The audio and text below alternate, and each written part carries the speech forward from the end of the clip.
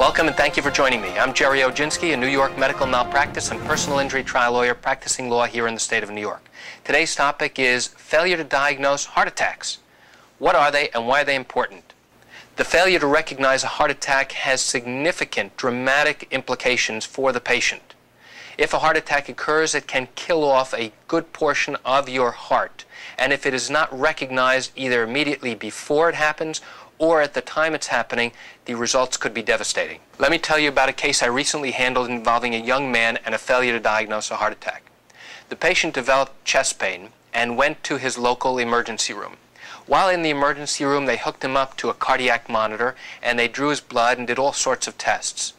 They realized that they needed more time in order to properly evaluate to see whether or not he was in fact having a heart attack. The hospital was so concerned that they decided to admit him to the hospital to run more tests. They were going to have him do a stress test. They were going to get an echocardiogram, which is like a sonogram of the heart. They were going to draw bloods on a regular basis to see whether or not certain enzyme levels were rising, indicate that he might have a heart attack. So what went wrong with this patient's care? It wasn't the tests that were ordered. All of those tests were appropriate, and it was good medical practice to do that.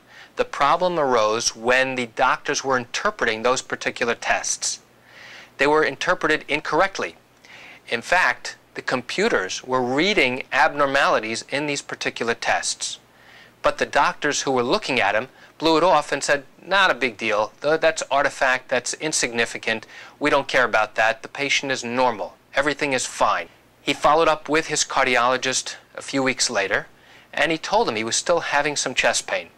The cardiologist never bothered to get the testing that was done at the hospital, and based upon his own testing, realized that the patient was just fine. He told the patient to come back in a month, we'll check you again.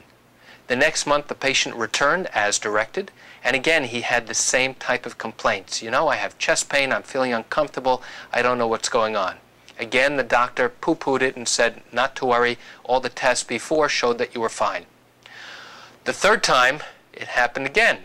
He came back to the office, made the complaints, the doctor said not to worry about it, you're fine. A few days after the last visit to the cardiologist, the patient develops severe chest pain and difficulty breathing. He called an ambulance and was rushed to his local emergency room, which was exactly the place where he had been taken to earlier, a few months earlier, to be fully evaluated. Once the doctors hooked him up to all the monitors in the emergency room, they recognized he was having a massive heart attack. And by that point, there was very little they could do to save a good part of his heart. It turns out, over the next few days, and additional testing revealed that the patient had three major coronary arteries that were severely blocked. He had 3 blockages. And had this been recognized 3 or 4 months earlier, the patient could have had an elective triple bypass surgery, which would have prevented what's known as ischemia, a cutoff or a lack of blood flow to the heart, what caused him to have this massive heart attack. A majority of his heart was killed off as a result of the lack of blood flow to the heart. And because of that, this patient suffered every complication known to mankind, so much so that he ultimately was told that he needed to have a heart transplant. This patient, unfortunately, is physically incapable of doing any type of activity. He gets tired just from walking across the room. He needs assistance to do all types of daily activities.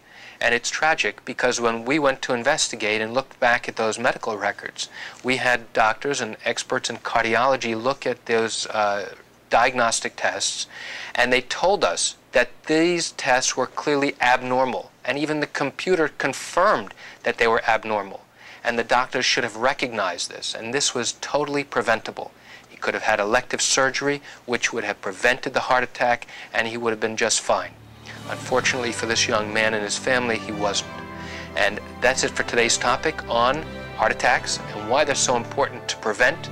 I'm Jerry Oginski. Thank you for joining me. Have a great day.